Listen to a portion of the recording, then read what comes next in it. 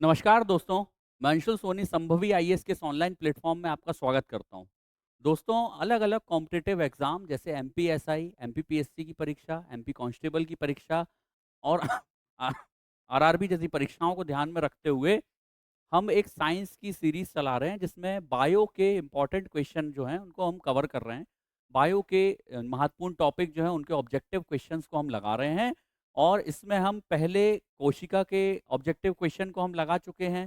साथ ही साथ में हमने न्यूट्रिशन में carbohydrate, protein, fat, vitamin, mineral से संबंधित जो भी ऑब्जेक्टिव क्वेश्चन है हम उन्हें सॉल्व कर चुके हैं।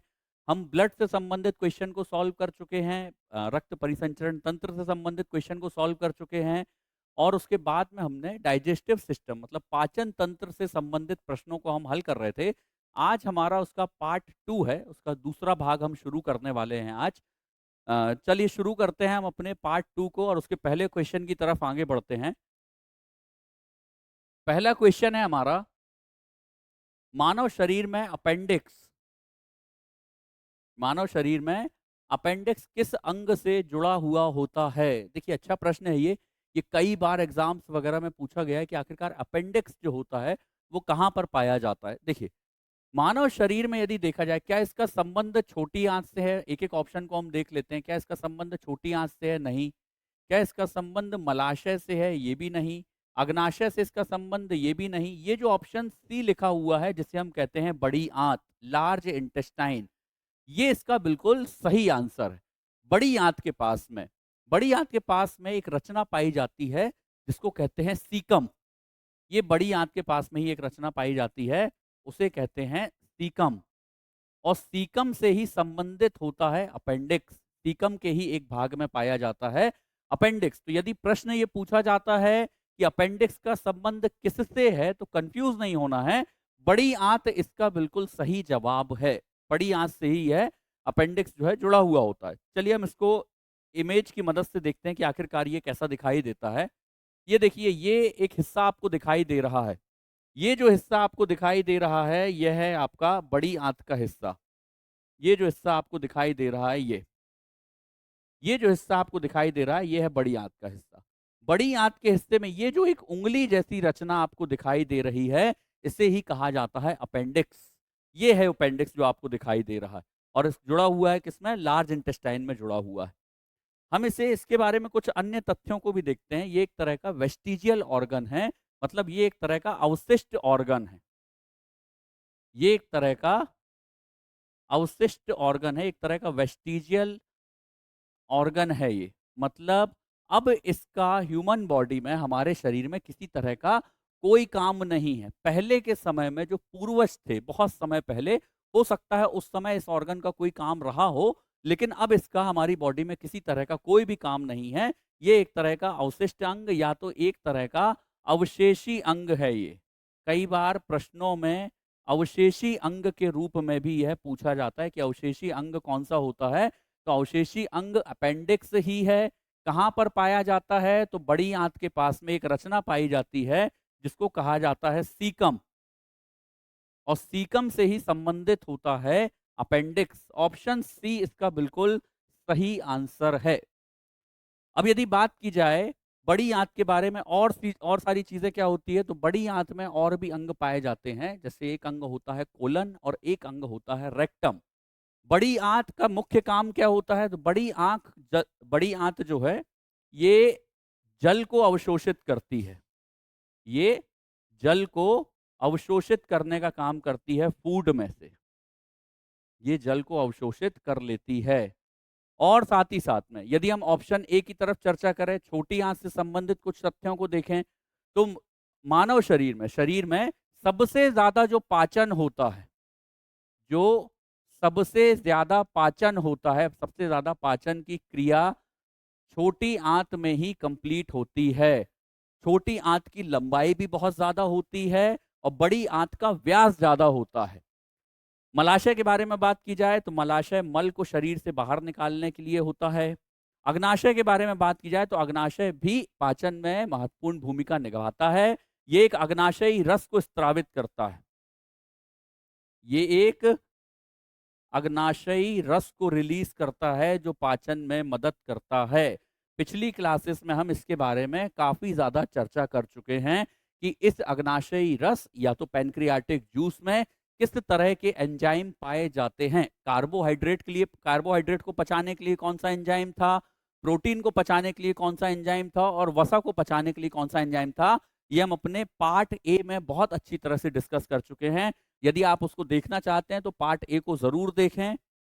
चलिए हम अपने अगले प्रश्न की तरफ आगे बढ़ते हैं। अगला प्रश्न है हमारा, कौन सा पाचक एंजाइम अग्नाशय द्वारा स्त्रावित होता है जो वसा को पचाता है। देखिए उसी तरह का प्रश्न जो मैं अभी आपसे बोल रहा था, पार्ट ए में जाकर के आप देखिए, अब आपको शायद जाने की जरूरत ना पड़े, इसी में वो प्रश्न यहां पर आ चुका है कि आखिरकार कौन सा एंजाइम, कौन सा पाचक एंजाइम ऐसा है जो अग्नाशय मतलब पैनक्रियास द्वारा स्त्रावित होता है। अब यहाँ पर अग्नाशय के द्वारा स्त्रावित होने की बात की गई है, इसका मतलब ये है कि ऐसा कौन सा एंजाइम है जो अग्नाशयी रस द्वारा स्त्रावित होता है, रिलीज होता है। ऐसे कौन से एंजाइम होते हैं, तो हम एक एक के बारे में चर्चा कर लेते हैं कि क्या इसका आंसर पेप्सिन हो सकता है। बिल्कुल नहीं, पेप्सिन इसका आंसर बिल्कुल नहीं हो सकता है, क्योंकि पेप्सिन जो होता है वो हमारे पेट में मतलब हमारे स्टमक से रिलीज होता है। ये हमारे स्टमक से रिलीज होता है।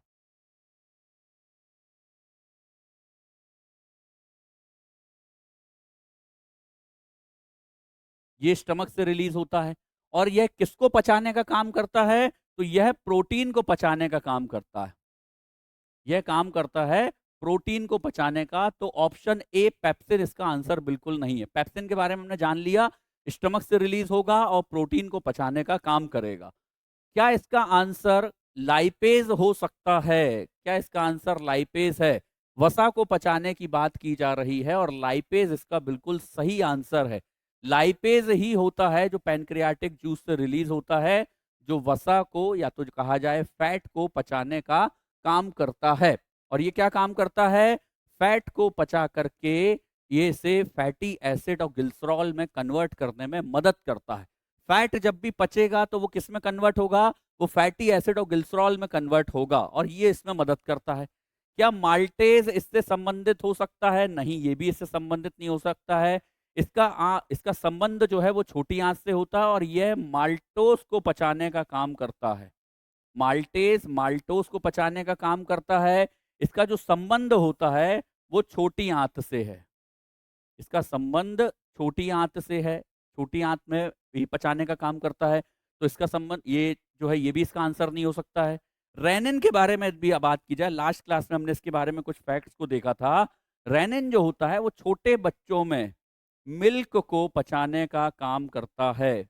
और मिल्क में भी किसे पचाने का काम करेगा? यदि हम ये पूछे कि रेनिन मिल्क में किसे पचाने का काम करेगा, तो मिल्क में एक खास तरह का प्रोटीन पाया जाता है। मिल्क में एक खास तरह का प्रोटीन पाया जाता है जिसे कहा जाता है कैसीन, जिसे कहते हैं कैसीन। और यह इस कैसीन प्रोटीन को पचाने का काम रेनिन करता है। कई बार ये प्रश्न पूछ घुमा कर भी पूछ लिया जाता है कि रेनिन किसे पचाने का काम करेगा, और वहां ऑप्शन में वो मिल्क नहीं देंगे, वो वहां पे कैसीन लिख देंगे। तो आपको ये पता होना चाहिए कि दूध का जो प्रोटीन होता है उसे कैसीन कहा जाता है, और रेनिन जो होता है वो कैसीन को पचाने का काम करता है। अब यहाँ पर एक और फैक्ट था मिल्क से रिलेटेड, ये भी आप जान लीजिए जरा। यदि पूछा जाए दूध का प्रोटीन कौन सा है, तो फिर वो कैसीन है। लेकिन यदि पूछा जाए कि दूध में शुगर कौन सी पाई जाती है, तो शुगर जो पाई जाती है वो लैक्टोस होती है। ये भी याद रखिए, कंफ्यूज मत होइएगा। लैक्टोस में और कैसीन में कई बार इसमें कंफ्यूजन बहुत ज्यादा होता है कि आखिरकार शुगर कौन सा है और प्रोटीन कौन सा है। प्रोटीन यहाँ पर कैसीन है और शुगर यदि पूछा जाए तो शुगर यहाँ पर लैक्टोस है। बहुत सारे लोग लैक्टोस इंटॉलरेंट होते हैं, दूध से उन्हें एलर्जी होती है, वो दूध उनको नुकसान करता है, तो ऐसे लोगों को लैक्टोस इंटॉलरेंट कहते हैं। इसकी वजह से ही वो होता है। अगले प्रश्न की तरफ हम आगे बढ़ते हैं। इसका सही आंसर देख लिया लाइपेज, और बाकी के जितने भी ऑप्शन थे उनसे संबंधित भी हमने बहुत सारे फैक्ट्स को देखा है। आगे बढ़ते हैं हम अगले प्रश्न की तरफ। अगला प्रश्न है हमारा, पित्त रस का निर्माण कहाँ होता है? बहुत अच्छा प्रश्न है ये। और यह भोजन को किस माध्यम में बदलता है? देखिए एक ही प्रश्न के अंदर दो दो प्रश्नों को इन्होंने पूछा है, दो दो दो दो चीजें हमें पता होना चाहिए। सबसे पहले हमें ये पता होना चाहिए कि आखिरकार इसका निर्माण कहाँ पर हो रहा है, और उसके बाद में हमें ये पता होना चाहिए कि ये इसे किस माध्यम में बदल रहा है। किस माध्यम में बदल रहा है कि मतलब क्या ये इसे अम्लीय बना रहा है, क्या यह इसे क्षारीय बना रहा है, यह जानकारी हमें होना चाहिए। तो चलिए एक एक चीज की तरफ हम देखते हैं कि क्या पित्त रस ऑप्शन ए में पित्ताशय में बनता है क्या? नहीं, ये पित्ताशय में नहीं बनता है। और साथ ही साथ में क्या यह अम्लीय होता है? तो अम्लीय भी नहीं होता है। तो ना तो ये पित्ताशय में बन रहा है और ना ही यह एसिडिक है। अब देखिए इसके बारे में एक चीज देख लेते हैं। गॉल ब्लैडर या फिर जिसे पित्ताशय कहा जाए, ये बाइल जूस को स्टोर करने का काम करता है लेकिन बनाने का काम नहीं करता। दोनों में अंतर है, बनता कहीं और है और स्टोर कहीं और पर होता है। तो क्या यह यकृत में बनता है? बिल्कुल सही, यकृत में बनता है। इसका नेचर कैसा होता है? क्या यह क्षारीय होता है, एल्कलाइन होता है? बिल्कुल सही, ऑप्शन बी इसका सही आंसर है। ये ऑप्शन बी ही इसका सही आंसर है। ये कहां पर बनता है? पित्त रस की यदि बात की जाए तो यह लीवर में बनता है, ये लीवर में बनेगा। और इसका नेचर कैसा होता है? तो यह एल्कलाइन होता है। एल्कलाइन होता है मतलब इसका पीएच वैल्यू जो होती है, एल्कलाइन कोई भी चीज कौन सी होती है? ऐसी चीज जिसका पीएच वैल्यू 7 से ज्यादा होगा वो क्षारीय होगी या तो एल्कलाइन होगा। और यदि मान लो उसकी पीएच वैल्यू 7 से कम होगी तो ऐसी परिस्थिति में वो अम्लीय होगा। इसका पीएच वैल्यू कितना है जिसकी वजह से ये क्षारीय है? तो अप्रोक्सीमेट यदि देखा जाए, लगभग यदि देखा जाए तो 7.8 से लेकर के लगभग 8.8 के आसपास इसका पीएच वैल्यू पाया जाता है पित्त रस का। और ये अलग अलग सोर्सेस में अलग अलग दिखाई देता है, लेकिन अप्रोक्सीमेट यदि देखा जाए तो 7.8 से 8.8 क्षारीय होता है ये। हमने यहाँ पे दो तथ्यों को देखा। सबसे पहली चीज देखिए, मैंने पिछली क्लास में भी ये बताया था, दो फैक्ट आप बहुत अच्छे तरीके से याद रखें कि आखिरकार पित्त रस का निर्माण कहां पर हो रहा है। यदि यह पूछा जाए तो इसका आंसर होगा लीवर, ये लीवर में बनता है। लेकिन यदि ये पूछा जाए कि ये स्टोर कहां पर होता है, तो ऐसी कंडीशन में ये स्टोर अलग जगह पर होता है। ये स्टोर होता है मतलब इसका संग्रहण जो होता है, ये स्टोर होता है, इसका संग्रहण जो होगा वो होगा आपका गॉल ब्लैडर में।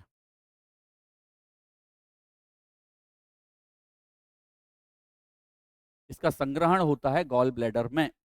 एक इमेज हमारे पास में है, शायद अभी यहाँ पर सेव है, मैं देख लेता हूँ। यदि वो इमेज सेव होगी तो उससे काफी आसानी से हम समझ सकते हैं।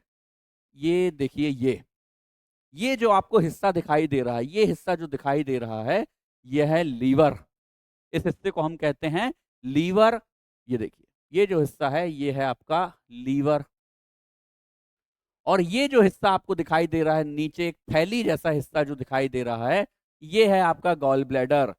तो जो पित्त रस है या तो जिसे हम बाइल जूस कहते हैं, वो बनता लीवर में है लेकिन स्टोर होता है गॉल ब्लैडर के अंदर। ये दोनों तथ्य याद रखिए, इसमें बहुत कंफ्यूजन होता है।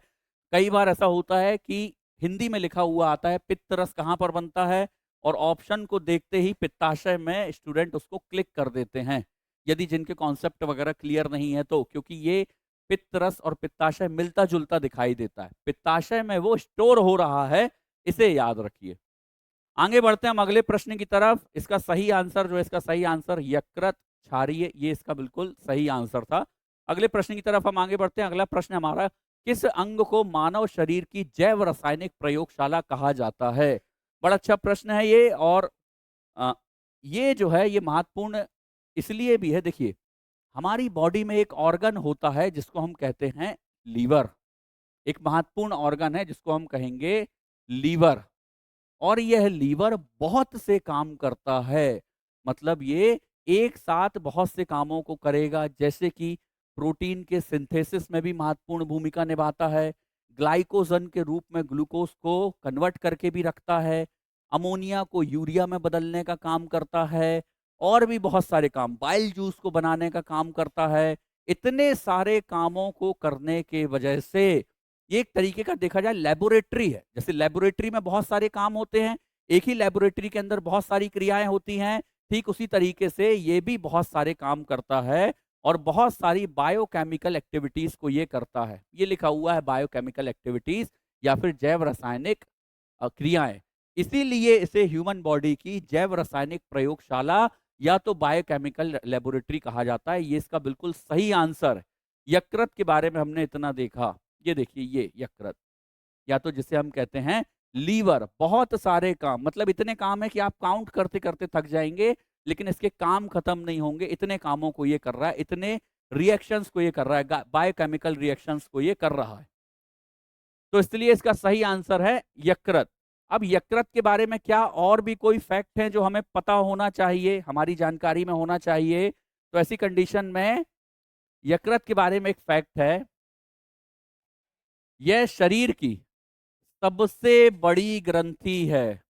ये शरीर की सबसे बड़ी ग्रंथि है, ये पता होना चाहिए। ये शरीर की सबसे बड़ी ग्रंथि है ना? ये बहुत फैक्ट पूछा जाता है यकृत के बारे में कि शरीर की सबसे बड़ी ग्रंथि कौन सी है, तो शरीर की सबसे बड़ी ग्रंथि लीवर ही होती है। और इसके अलावा और क्या फैक्ट है, हमने अभी पिछले क्वेश्चंस में भी देखा, एक बार और देख लेते हैं। क्या करता है ये? तो ये बाइल जूस को रिलीज करने का काम करता है, ये काम भी कर रहा है ये। और भी बहुत सारे काम हैं जो लीवर करता है। चलिए, तो हमने इस तरीके से यकृत के बारे में देखा। फेफड़े क्या काम करते हैं, थोड़ा सा बिल्कुल इसको भी डिस्कस कर लेते हैं। तो ये श्वसन में महत्वपूर्ण होते हैं, रेस्पिरेशन में महत्वपूर्ण होते हैं। प्लीहा क्या काम करता है? तो प्लीहा आरबीसी को नष्ट करने का काम करता है। ये हमने बहुत बार ये तथ्य को देख चुके हैं। जहां कहीं पर भी प्लीहा या तो स्प्लीन वर्ड आया है, मैंने इस फैक्ट को जरूर बताया है कि ये आरबीसी को खत्म करने का काम करता है। और मैंने हर बार एक फैक्ट ये बताया है कि इसीलिए इसे आरबीसी का कब्रिस्तान भी कहा जाता है। कई बार पूछा गया प्रश्न कि आरबीसी का कब्रिस्तान किसको कहते हैं, तो प्लीहा या स्प्लीन को आरबीसी का कब्रिस्तान कहा जाता है। गुर्दे का काम क्या है, किडनी का काम क्या है? तो ये यहाँ से ब्लड से जितने भी टॉक्सिक पदार्थ वगैरह रहते हैं उन सबको बाहर निकाल करके यूरिन को बनाने में मदद करता है। ये ब्लड को फिल्टर करने का काम करेगा, फिल्टर करने का काम करता है। अब चलिए एक काम और करते हैं, किडनी के बारे में एक फैक्ट और देख लेते हैं, महत्वपूर्ण है, कई बार एग्जाम में पूछा जाता है कि किडनी की फंक्शनल यूनिट क्या होती है, क्रियात्मक इकाई क्या होती है? तो उसे हम कहते हैं नेफ्रॉन। ये बहुत ज्यादा महत्वपूर्ण है। तो एक ही प्रश्न के अंदर हमने बहुत सारे फैक्ट जो हैं, बहुत सारे तथ्यों को हमने जान लिया है। आगे बढ़ते हैं हम अगले प्रश्न की तरफ। इसका बिल्कुल सही आंसर है सी, या तो यकृत जिसे कहा जाएगा। अगले प्रश्न की तरफ हम आगे बढ़ रहे हैं। अगला प्रश्न है हमारा, आहार नाल का सबसे लंबा भाग कौन सा है? देखिए, आहार नाल का सबसे लंबा भाग जो आपको कंफ्यूज करेगा, जिनका भी कॉन्सेप्ट क्लियर नहीं है वो उसमें थोड़ा सा कंफ्यूज हो सकते हैं। हालांकि सरल प्रश्न है, कॉम्पिटिटिव एग्जाम की तैयारी करने वाले हर एक स्टूडेंट को लगभग लगभग ये पता होता है। आहार नाल का सबसे लंबा भाग कौन सा होता है? कंफ्यूज मत होइएगा, शब्द में कंफ्यूज मत होइए। शब्द में यहां पर लिखा है छोटी आंत, लेकिन कहने को बस छोटी है। ये लंबाई में सबसे बड़ी होती है। बड़ी आंत ये व्यास में बहुत ज्यादा बड़ी होती है। तो छोटी आंत जो होती है वो आहार नाल, या तो जिसे कहा जाए एलिमेंट्री कनाल, इसका सबसे लंबा भाग होता है। छोटी आंत जो होगी वो एलिमेंट्री कनाल की सबसे बड़ी भाग होगी, सबसे लंबा भाग होगा। कितना होता है? देखिए, मैं आपको एक चीज बता दूं कि अलग अलग सोर्सेस में इसकी लेंथ अलग अलग लिखी हुई है, लेकिन अप्रोक्सीमेटली यदि देखा जाए तो इसकी लंबाई जो पाई जाती है वो 6 से 7 मीटर की पाई जाएगी। ये इतनी लंबी होती है, लगभग 6 से 7 मीटर की लंबाई पाई जाती।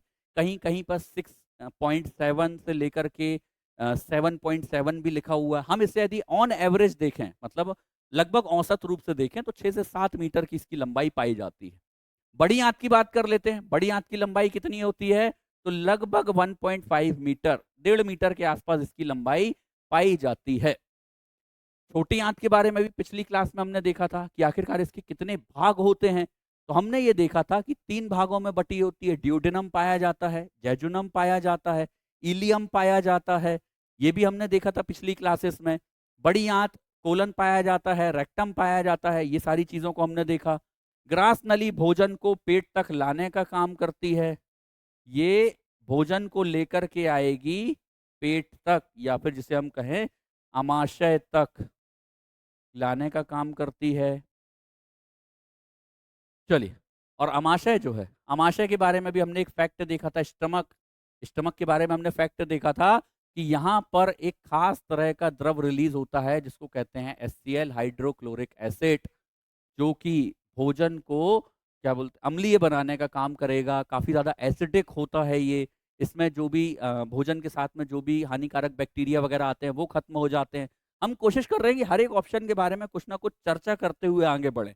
केवल ऐसा ना हो कि ऑब्जेक्टिव को सॉल्व करना उद्देश्य नहीं है हमारा। हमारा उद्देश्य ये है कि ऑब्जेक्टिव को देखते हुए ही लगभग लगभग एक क्लास के बराबर का फैक्ट आपको पता चल जाए। एक क्लास को पढ़ने में, एक क्लास को देखने में जितने फैक्ट्स मिलते हैं, लगभग लगभग ये आपके लिए उतना सहायक हो। चलिए आगे बढ़ते हैं हम अगले प्रश्न की तरफ। अगला प्रश्न है हमारा, मानव दांतों का वह भाग जो कैल्शियम फास्फेट का बना होता है।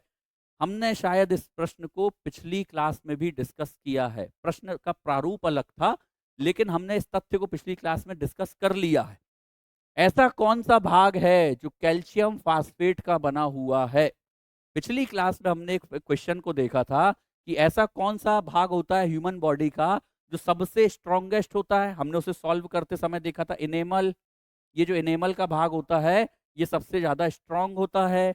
और यह भाग किससे मिलकर के बना हुआ होता है? तो यह कैल्शियम फास्फेट से मिलकर के बना होता है। ये भी आप याद रखिए। शरीर का सबसे कठोर भाग, सबसे कठोर भाग क्या होता है? तो इनेमल ही होता है। डेंटिन जो होता है वो उसके नीचे पाया जाता है। दांत के बहुत से हिस्से में डेंटिन होता है, लेकिन कंपैरेटिवली यदि देखा जाए तो इनेमल ज्यादा कठोर होता है, यह याद रखिए। पल्प उसके, और पल्प भी दांतों में पाया जाता है, पल्प कैविटी पाई जाती है। वहां पे क्या बोलते हैं, ब्लड वगैरह की जगह वहां पर होती पल्प पाया जाता है। दांतों के निचले हिस्से में पल्प पाया जाता है। इनेमल सबसे ऊपरी भाग है, सबसे कठोर भाग है। उसके नीचे फिर डेंटाइन होता है, ये भी कठोर होता है लेकिन कंपैरेटिवली कम कठोर है। आगे बढ़ते हैं हम अगले प्रश्न की तरफ। और अगला प्रश्न है हमारा, अग्नाशयी रस का पीएच मान लगभग कितना होता है? तो देखिए, इसको हम एक अलग तरीके से भी सॉल्व कर सकते हैं, ऑब्जेक्टिव की मदद से भी हम इसको सॉल्व कर सकते हैं। यदि मान लीजिए आपको याद नहीं है कि कितना होता है, कोई बात नहीं। आपको केवल इतना पता होना चाहिए कि अग्नाशयी रस या फिर जो पैनक्रियाटिक जूस होता है वो कैसा होता है? तो ये क्षारीय होता है।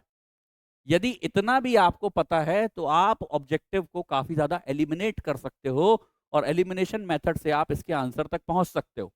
हम एक चीज और देखते हैं कि किसी भी चीज की पीएच वैल्यू यदि 7 से अधिक है तो वो कैसा होता है? क्षारीय होता है। यदि मान लीजिए इसकी पीएच वैल्यू 7 से कम है तो फिर वह क्या होता है? वो अम्लीय होता है। ये हम देख लेते हैं। और यदि 7 पाई जाती है तो उसे क्या कहा जाता है? तो उसे उदासीन कहा जाता है। उसे कहा जाएगा उदासीन। अब हमें पता है कि जब 7 से ऊपर की वैल्यू आएगी तो वो क्षारीय होगा, और हमें यह भी पता है कि अग्नाशयी रस क्षारीय होता है। तो ऑप्शन में ऐसे कौन सा ऑप्शन है जो कि क्षारीय को रिप्रेजेंट कर रहा है? क्या 1.5 क्षारीय हो सकता है? बिल्कुल नहीं, एसिडिक है ये, बहुत ज्यादा एसिडिक है ये। 4 क्या हो सकता है? नहीं, ये भी कैसा होता है? एसिडिक होता है। अम्लीय लिखा भी हुआ है, ऑप्शन में भी लिखा हुआ है अम्लीय, यहाँ पर भी लिखा हुआ है अम्लीय। 6 होता है, ये भी अम्लीय है, लिखा भी हुआ है, और हमें वैल्यू से भी पता है कि ये एसिडिक है। तो केवल एक ही ऑप्शन बच रहा है, वो है 7.8। ये है 7.8, ये इसका बिल्कुल सही आंसर है। तो अग्नाशयी रस का पीएच वैल्यू कितनी हो जाएगी? ये हो जाएगी अप्रोक्सीमेटली 7.8। 7.8 से ज्यादा भी हो सकता है। और ये जितने भी आंकड़े वाले तथ्य होते हैं इनके बारे में मैं बताऊं कि अलग अलग सोर्सेस में थोड़ा बहुत वेरिएशन पाया जाता है। हम इसे अप्रोक्सीमेटली याद करते हैं। अप्रोक्सीमेटली यदि देखा जाए तो ये 7.8 आएगा। चलिए आगे बढ़ते हैं हम अगले प्रश्न की तरफ। इसके बारे में भी हमने जान लिया, सी ऑप्शन इसका बिल्कुल सही है। आगे हम बढ़ रहे हैं, मानव भोजन के पाचन का सही क्रम क्या है? देखिए बड़ा अच्छा प्रश्न है ये, कॉमन सेंस से इसको सॉल्व किया जा सकता है। यदि आपने शब्दों के अर्थ भी समझ लिए तो भी आप इनको सॉल्व कर लेंगे। पहले ऑप्शन को हम देखते हैं, अंतःग्रहण लिखा हुआ है, पाचन है, अवशोषण है, स्वांगीकरण है और उत्सर्जन है। देखिए, जब भी हम किसी भोजन को शरीर में एक्सेप्ट करेंगे, किसी भोजन को खाएंगे, तो सबसे अंत में क्या होगा? सबसे अंत में उत्सर्जन होगा। उत्सर्जन होने का मतलब ये है कि वो हमारी बॉडी से बाहर निकलेगा। जो भी भोजन है वो क्या बोलते हैं, उसका बचा हुआ वेस्ट जो है वो हमारी बॉडी से बाहर निकलेगा, इतना तो होगा। तो सबसे आखिरी प्रक्रिया उत्सर्जन होगी, ये हमको पता हुआ है। अब हम देखते हैं कि आखिरकार सबसे आखिरी प्रक्रिया उत्सर्जन कहाँ पर है। ये यहाँ पर उत्सर्जन सबसे आखिरी प्रक्रिया लिखी हुई है, ये यहाँ पर लिखा हुआ है, ये यहाँ पर लिखा हुआ है, ये यहाँ पर सबसे आखिरी में स्वांगीकरण लिखा हुआ है। मतलब ये ऑप्शन तो हो ही नहीं सकता। या तो इसका आंसर ए होगा, या तो इसका आंसर सी होगा, और या तो इसका आंसर डी होगा। ठीक है, आंसर इसका ए है। ये आंसर मैं आपको पहले बता दूं कि आंसर इसका ए है। ये बिल्कुल इसका सही आंसर है। लेकिन एलिमिनेट किस तरीके से किया जा सकता है? यदि मान लीजिए ये ऑप्शन ए नीचे कहीं पर दिया होता और हमें इसके बारे में नहीं पता होता, तो हम इसको कॉमन सेंस से किस तरह से एलिमिनेट कर सकते थे ऑप्शन को, हम वो भी देखते हैं। यहां पर ऑप्शन सी में क्या लिखा हुआ है? ऑप्शन सी में लिखा हुआ है हाँ, ऑप्शन सी में लिखा हुआ है अवशोषण पहले हो रहा है, पाचन बाद में हो रहा है। जब तक पाचन नहीं होगा तब तक उसके न्यूट्रिशन का अवशोषण कैसे होगा, एब्जॉर्प्शन कैसे होगा? तो ये गलत लिखा हुआ है, सीरीज गलत है। पाचन के बाद में अवशोषण आएगा। यहां पर सबसे पहले अवशोषण लिखा हुआ है, मतलब फूड को खाया भी नहीं और सबसे पहले अवशोषण होने लगा। तो ये कैसे हो सकता है? ये भी नहीं हो सकता है। तो ऑप्शन डी भी इसका गलत आंसर है, ऑप्शन सी भी इसका गलत आंसर है, ऑप्शन ए जो है वो इसका सही आंसर है। ऑप्शन ए में लिखा हुआ है सबसे पहले अंतःग्रहण। अंतःग्रहण का मतलब क्या होता है? फूड को खाना, फूड को अपने मुख में लाना। उसके बाद में होता है डाइजेशन। अब डाइजेशन कहां पर होगा? छोटी आंत के हिस्से में डाइजेशन होगा। पूरा इसका एक प्रोसेस है। एलिमेंट्री कनाल में जितने भी भाग आते हैं वो डाइजेशन में प्रारंभिक तौर पर मदद करते हैं, प्राइमरी तौर पर डाइजेशन को करने का काम करते हैं। तो पाचन होगा यहाँ पर। फिर जो कुछ भी बॉडी में पचा हुआ है उनमें से जरूरी न्यूट्रिशन का बॉडी अवशोषण करेगी, उनको एब्जॉर्ब करने का काम करेगी। एब्जॉर्ब जब वो हो जाएंगे और वो ब्लड में मिल जाएंगे, तब कोशिकाएं उनको एक्सेप्ट करने का काम करेंगी और कोशिकाएं उसको अपने उपयोग में लाने का काम करेंगी। उसको हम क्या कहेंगे? उसको हम कहेंगे एसिमिलेशन या तो स्वांगीकरण। और सबसे आखिरी प्रोसेस जो होगी, जब पूरा भोजन जो है उपयोग हो चुका है और उसका वेस्ट बचा हुआ, उसे हम कहेंगे उत्सर्जन। तो ऑप्शन ए इसका बिल्कुल सही आंसर है। इस तरीके से क्वेश्चन को एलिमिनेट किया जा सकता है, ऑब्जेक्टिव की मदद से उसको सॉल्व किया जा सकता है। सरल प्रश्न है, लेकिन फिर भी हमने इसको गहराई से डिस्कस किया है ताकि एलिमिनेशन मेथड भी आप सीखें, किस तरीके से हम उसे एलिमिनेट करेंगे। अगले प्रश्न की तरफ हम आगे बढ़ रहे हैं। अगला प्रश्न है हमारा, यकृत में कोशिकाओं द्वारा स्त्रावित पित्त रस पित्ताशय में जमा होने से पहले जिस नलिका से गुजरता है वह क्या कहलाता है? देखिए, कठिन प्रश्न है ये थोड़ा सा कॉन्सेप्चुअल है। गहराई में जिसने पढ़ा होगा उसे ही इसका आंसर बहुत अच्छे से पता होगा। यकृत में कोशिकाओं द्वारा स्त्रावित पित्त रस पित्ताशय में जमा होने से पहले, मतलब गॉल ब्लैडर में जमा होने से पहले, हमें पता है सबसे पहले जो पित्त रस होता है वो बनता कहां पर है? तो वो यकृत में बनता है। यकृत में बनने के बाद वो कहां पर आ जाता है? तो वो आ जाता है आपका पित्ताशय में। वो आ जाता है पित्ताशय में, आ जाता है। पित्ताशय में आने का मतलब ये है कि वो आ जाएगा आपका गॉल ब्लैडर में। कोशिकाओं द्वारा पित्ताशय में आने के पहले कहां पर स्टोर होता है? तो किस नलिका से वो आता है, किस नलिका से वो गुजर रहा है, यह प्रश्न में पूछा गया। यकृत में कोशिकाओं द्वारा विस्तावित पित्तरस पित्ताशय में जमा होने से पहले जिस नलिका से गुजर रहा है वह क्या कहलाती है? क्या वह अग्नाशयी वाहिनी कहला सकती है? बिल्कुल नहीं। क्या वह सामान्य पित्त वाहिनी कहलाएगी? इसका संबंध हो सकता है, क्योंकि इसका संबंध पित्त वाहिनी से है, लेकिन ये इसका आंसर नहीं है। सिस्टिक वाहिनी हो सकता है क्या? इसका संबंध भी हो सकता है, लेकिन इसका सही आंसर है ऑप्शन डी, जिसको हम कहते हैं यकृत वाहिनी या फिर जिसे कहते हैं हेपेटिक डक्ट। देखिए, ये प्रश्न ऐसा है कि जब आप इसको एक इमेज में देखेंगे तो आपको आसानी से समझ में आएगा कि आखिरकार ये क्या कहना चाह रहा है। देखिए, ये इमेज हमारी खुली हुई है। ये हिस्सा जो आपको दिखाई दे रहा है इसे हमने कहा है लीवर। ये हिस्सा जो दिखाई दे रहा है इसे हमने कहा है गॉल ब्लैडर। जो भी बाइल जूस बनेगा वो लीवर से होता हुआ आएगा गॉल ब्लैडर में। लेकिन गॉल ब्लैडर में आने से पहले वो कहां से होकर के गुजरता है? तो देखिए, ये जो बीच वाला हिस्सा आपको दिखाई दे रहा है, ये जो आपको बीच का हिस्सा दिखाई दे रहा है, देखिए ये जो हिस्सा दिखाई दे रहा है, ये इस हिस्से से संबंधित प्रश्न को पूछा गया है कि इस हिस्से को क्या कहते हैं। तो इस हिस्से को कहते हैं कॉमन हेपेटिक डक्ट। देखिए, हेपेटिक डक्ट वर्ड यूज हुआ है यहां पर। हेपेटिक डक्ट ही इसका बिल्कुल सही आंसर है। ये जो डक्ट पूछा गया है इसको कहते हैं कॉमन हेपेटिक डक्ट। अब ये दो, इससे पहले ये दो भागों में विभाजित होता है। तो एक डक्ट होता है जिसको कहते हैं लेफ्ट हेपेटिक डक्ट, और एक होता है जिसको कहते हैं राइट हेपेटिक डक्ट। ये जो हिस्सा आपको दिखाई दे रहा है ये है राइट हेपेटिक डक्ट, और ये जो हिस्सा आपको दिखाई दे रहा है इसे कहते हैं left hepatic duct. Left hepatic duct और राइट हेपेटिक डक्ट आपस में मिलकर के क्या बना लेते हैं? तो ये बना लेते हैं कॉमन हेपेटिक डक्ट, और यही प्रश्न में पूछा गया है। देखिए, ये प्रश्न में हम ऑप्शन की तरफ फिर से जाते हैं। ये देखिए, ये यहाँ पे क्या पूछा गया है? ये पूछा गया है हेपेटिक डक्ट। ये देखिए, ये यहाँ पे ऑप्शन में लिखा हुआ है हेपेटिक डक्ट। ठीक है। अब यहाँ पे कंफ्यूज नहीं होना है, यहाँ पे सामान्य पित्त वाहिनी भी लिखा हुआ है, कॉमन बाइल डक्ट भी लिखा हुआ है, लेकिन वो जो है वो कॉमन हेपेटिक डक्ट है जो कि ऑप्शन डी में दिया हुआ है। ये देखिए इमेज में आप फिर से देखिए, ये देखिए, ये जो है इसे हमने कहा है common hepatic duct. Common bile duct जो लिखा हुआ था ऑप्शन में वो नीचे की तरफ है, ये दिखाई दे रहा है। ये वाला जो डक्ट है, ये जो डक्ट दिखाई दे रहा है वो है कॉमन बाइल डक्ट। देखिए ये ऑप्शन में देखिए, ये सामान्य पित्त वाहिनी common bile duct option B में दिखाई दे रहा है। तो ऑप्शन बी और ऑप्शन डी में कंफ्यूज ना होइएगा। ये देखिए आप, ये ऑप्शन बी था कॉमन बाइल डक्ट, और ये जो हिस्सा दिखाई दे रहा है इसे हम कहते हैं कॉमन हेपेटिक डक्ट। प्रश्न में इसके बारे में पूछा गया है, ये इसके बारे में पूछा गया है, ये इसका बिल्कुल सही आंसर है। तो इससे इसका आंसर हो जाएगा ऑप्शन डी, या फिर जिसे हम कहते हैं यकृत वाहिनी हेपेटिक डक्ट भी इसे कहा जाता है। चलिए, तो इस तरीके से हमने इसे सॉल्व किया। अब हम बढ़ते हैं अपने अगले प्रश्न की तरफ, और अगला प्रश्न है हमारा, मनुष्य के दांतों के प्रकारों का सही क्रम क्या है?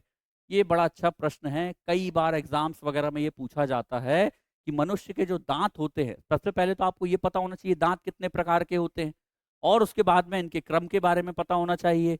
तो देखिए, हम पहले सबसे पहले मनुष्य के दांतों के बारे में थोड़ी इंफॉर्मेशन को जान लेते हैं।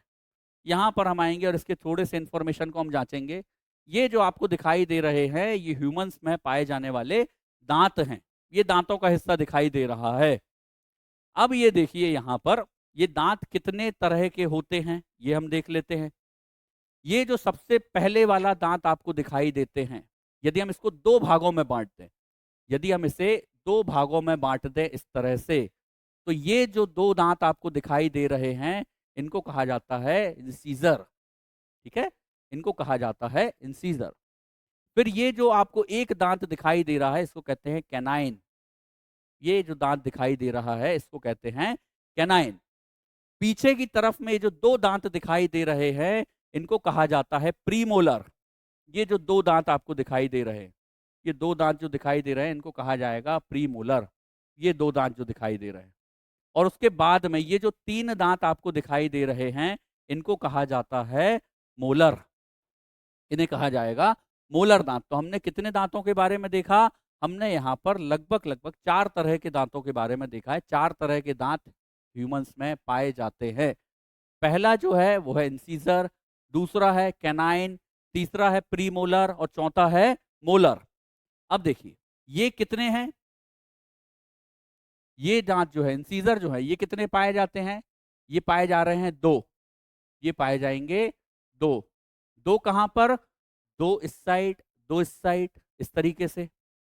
और दो ऊपर की तरफ, दो नीचे की तरफ, दो ऊपर के जबड़े में, दो नीचे के जबड़े में।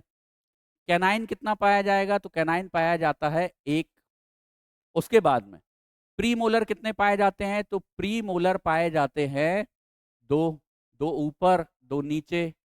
और उसके बाद में मोलर कितने पाए जाते हैं? तो तो मोलर पाए जाते हैं 3 ऊपर और 3 नीचे। तो इस तरीके से ये जो लिखा हुआ है इसे कहा जाता है दंत सूत्र। इसे कहा जाता है दंत सूत्र। इसे हम कहते हैं दंत सूत्र। याद करने की जरूरत नहीं है, इमेज को देख करके ही हम समझ सकते हैं। इंसीजर हैं 2, इसलिए हमने 2 ऊपर की तरफ 2 नीचे की तरफ, मतलब 2 ऊपर के जबड़े में और 2 नीचे के जबड़े में पाए जाएंगे। उसके बाद में हमने देखा कैनाइन कितने पाए जाते हैं, तो कैनाइन पाया जाता है 1, तो इसलिए 1 ऊपर के जबड़े में और 1 नीचे के जबड़े में। प्रीमोलर पाए जाते हैं 2, ये देखिए ये यहाँ पर दिखाई दे रहे हैं प्रीमोलर, ये प्रीमोलर दांत दिखाई दे रहे हैं, 2 पाए जाते हैं। तो ये ऊपर की तरफ में 2, नीचे की तरफ में 2। और मोलर दांत पाए जाते हैं 3, तो ऊपर की तरफ में 3 और नीचे की तरफ में 3। तो यदि हम इनको कैलकुलेट करें, मतलब कैलकुलेट करेंगे, तो यहाँ पर कितने दांत आ रहे हैं, तो यहाँ पर आप ये इनको कैलकुलेट करेंगे तो यहाँ पर दांतों की संख्या है 8। सेम बिल्कुल इसी तरीके से यहाँ पर भी हैं। तो यहाँ पर दांतों की संख्या कितनी है, यहाँ पे दांतों की संख्या है 8। तो 8 और 8 मिलकर के एक तरफ में, मतलब एक जबड़े में दांत बनाते हैं 16। ठीक बिल्कुल ऐसा नीचे के जबड़े में भी हम इसको कर सकते हैं। नीचे के जबड़े में हम इसको 2 भागों में जब बांटेंगे तो एक तरफ पर दांत पाए जाएंगे 8, दूसरी तरफ में जो दांत पाए जाएंगे वो भी पाए जाएंगे 8। तो यहाँ पर भी दांतों की संख्या हो जाएगी 16। और इनको जब हम आपस में मिला देंगे, जब ये दांतों को और ये दांतों को आपस में मिला देंगे तो टोटल दांतों की संख्या होती है 32। इस तरह से ये दंत सूत्र भी याद कर सकते हैं। दंत सूत्र यदि याद नहीं होता है तो नॉर्मली हम इसे समझ सकते हैं, काफी हद तक ये याद रहता है कि दांत कितने पाए जाते हैं। देख हम ये भी देख लेते हैं, एक फैक्ट और देख लेते हैं कि आखिरकार ये जो दांत बने हुए इंसीजर ये क्या काम करेंगे। तो ये भोजन को काटने का काम करते हैं, ये किसी भी फूड को काटने का काम करेंगे, ये फूड को काटने का काम करते हैं। ये जो दांत पाए जा रहे हैं ये क्या काम करेंगे, ये भोजन को चीरने का और फाड़ने का काम करेंगे। ये जो आपके दांत पाए जा रहे हैं जिनको हम कहते हैं प्रीमोलर, ये क्या काम करेगा, ये प्रीमोलर ये भोजन को पीसने का काम करेगा, ये भी याद रखिए। और यह मोलर क्या काम करेंगे, तो ये भी यही काम करते हैं, भोजन को पीसने का ही काम करते हैं। तो हमने दांतों के फंक्शंस के बारे में भी देख लिया कि दांत किस तरह से काम करते हैं, कितने तरह के दांत पाए जाते हैं, उनका नाम हमने देख लिया, क्या काम कर रहे हैं वो देख लिया, संख्या देख ली, हमने दंत सूत्र देख लिया। तो अब हम चलते हैं प्रश्न की तरफ और प्रश्न को हम हल करते हैं कि आखिरकार इनका क्रम क्या होगा। देखिए क्रम तो हमने यहीं पर देख लिया, ये इस तरीके से दांत पाए जाएंगे, इंसीजर है, कैनाइन है, प्रीमोलर है, मोलर है, यही पाया जाएगा। अब प्रश्न में देखते हैं कि ये सीक्वेंस कहां पर दिया हुआ है। देखिए ये पहले नंबर पर ही इसका ऑप्शन दिया हुआ है, इंसीजर, कैनाइन, प्रीमोलर और मोलर, ये जो है इसका ऑप्शन पहले नंबर पर ही दिया हुआ है। इमेज में आप देखिए यही ऑप्शन फिर से दिया हुआ था, इंसीजर, कैनाइन, प्रीमोलर और मोलर, यही ऑप्शन यहाँ पर, यही इनका माफ करिए, यही इनका क्रम यहाँ पर भी दिया हुआ है। तो ऑप्शन ए जो है इसका सही आंसर है, ये ऑप्शन ए इसका सही आंसर है। लेकिन यहाँ पर हमें हिंदी नाम भी पता होना चाहिए, इसे कहते हैं कृंतक, ये रदनक, रदनक कहते हैं कैनाइन को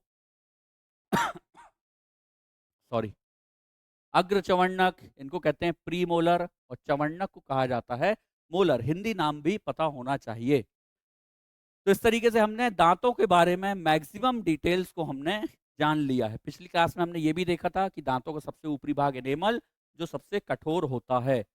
आगे बढ़ते हैं हम अगले प्रश्न की तरफ और अगला प्रश्न है हमारा, यकृत का एक कार्य रक्त से हानिकारक अमोनिया को किसमें परिवर्तित करना है। देखिए अभी मैंने आपको इसी क्लास में एक फैक्ट में बताया कि जो लीवर होता है, जो लीवर होता है ये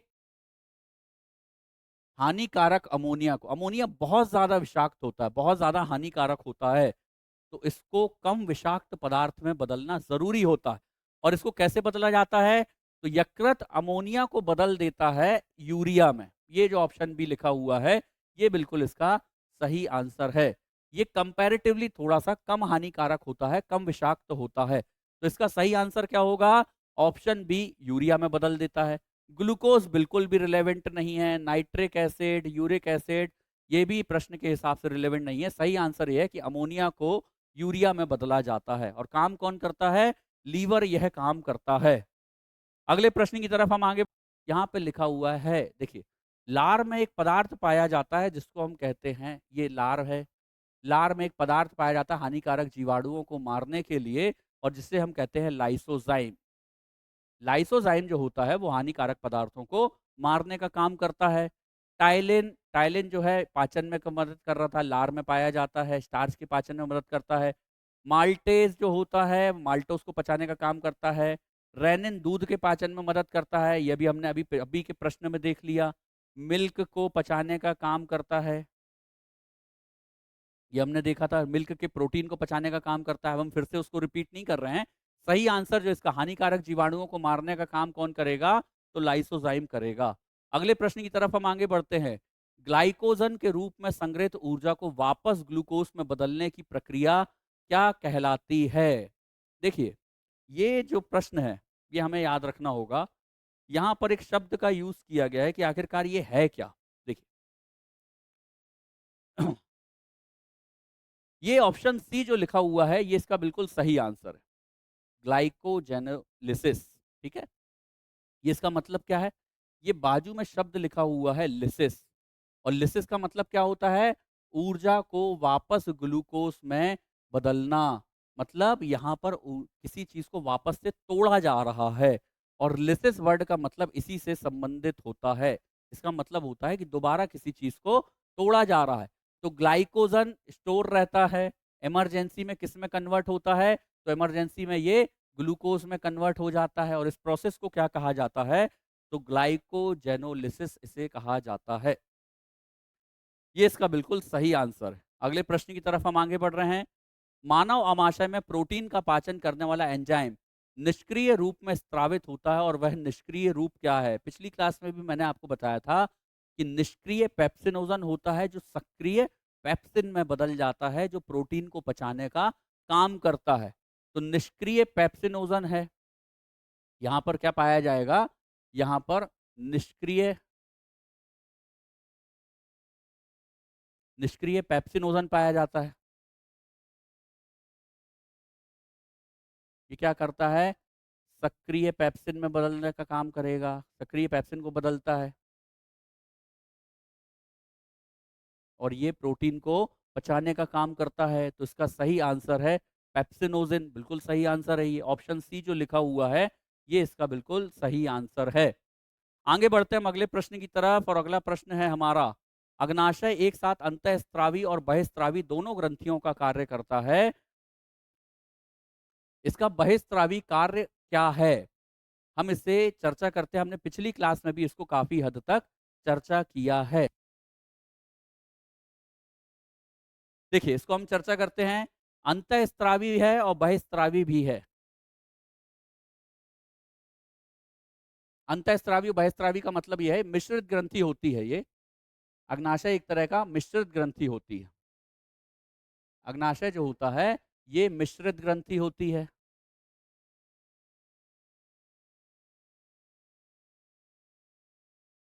ये है मिश्रित ग्रंथि। ठीक है, और मिश्रित ग्रंथि किस लिए कहते हैं? क्योंकि ये एक बार में अंतःस्त्रावी भी है और बहिस्त्रावी भी है, एंडोक्राइन भी है और एक्सोक्राइन भी है। मतलब ये एंजाइम भी रिलीज करते हैं और हार्मोन भी रिलीज करते हैं। क्या ऐसा कुछ यहाँ पर लिखा हुआ है? यहाँ पे पूछा गया है कि बहिस्त्रावी कार्य क्या है। तो देखिए, अंतःस्त्रावी कार्य होता है हार्मोन को रिलीज करना, और बहिस्त्रावी कार्य होता है एंजाइम को रिलीज करना। एंजाइम को रिलीज करना, बहुत सारे पाचक एंजाइम रिलीज करता है। अभी हमने देखा, इसको हमने कई बार डिस्कस किया। क्या यहाँ पर ऐसा कुछ ऑप्शन दिया हुआ है? तो ये ऑप्शन सी दिया हुआ है, पाचक एंजाइम स्त्रावित करना। ये बिल्कुल इसका सही आंसर है, पाचक एंजाइम को स्त्रावित करना। चलिए, अगले प्रश्न की तरफ हम आगे बढ़ रहे हैं,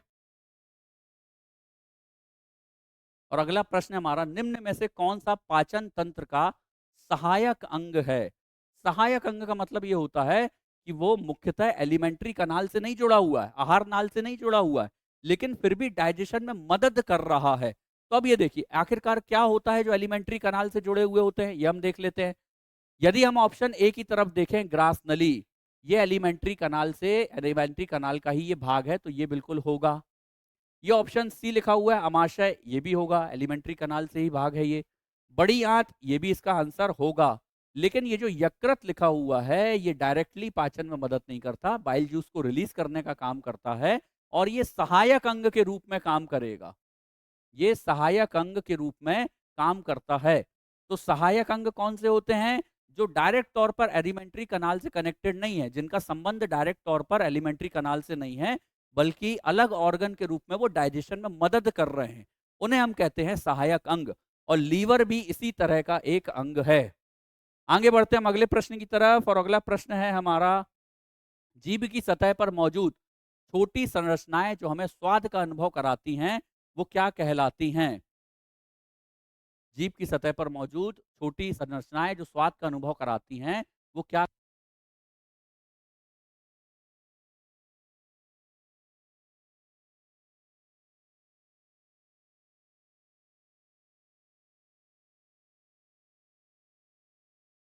चलो ठीक है। जीभ की सतह पर मौजूद छोटी संरचनाएं हमें स्वाद का अनुभव कराती हैं और उन्हें हम क्या कहते हैं? प्रश्न में यह पूछा गया है। देखिए, इन्हें कहा जाता है पैपिला। इन्हें कहा जाता है ऑप्शन बी पैपिला। और पैपिला जो होता है, पैपिला से ही संबंधित होते हैं टेस्ट बड्स। और टेस्ट बड्स जो होते हैं, हमें अलग अलग स्वाद का अनुभव कराते हैं। और ये कैसे होते हैं? देखिए, जीभ का ये हिस्सा आपको दिखाई दे रहा है, ये एक स्ट्रक्चर आपको दिखाई दे रहा है। जीभ का ये जो पीछे का हिस्सा होता है, ये कड़वे स्वाद का अनुभव कराता है। जीभ का ये जो सामने का हिस्सा होता है, ये मीठे स्वाद का अनुभव कराता है। स्वीट टेस्ट जो हम एक्सपीरियंस कर सकते हैं, वो इसकी मदद से करते हैं। साथ ही साथ में खट्टे स्वाद का अनुभव यहाँ से और नमकीन स्वाद का अनुभव यहाँ पर उपस्थित टेस्ट बड हमें कराते हैं। और ये कहाँ पर, किनका, कहाँ के आसपास पाए जाते हैं? तो पैपिला के आसपास ही यह पाए जाते हैं। ऑप्शन बी जो इसका आंसर है पैपिला, ये बिल्कुल सही है। जीभ के ऊपर जो दानेदार संरचना दिखाई देती है, उसे हम कहते हैं पैपिला। ये इसका बिल्कुल सही आंसर है।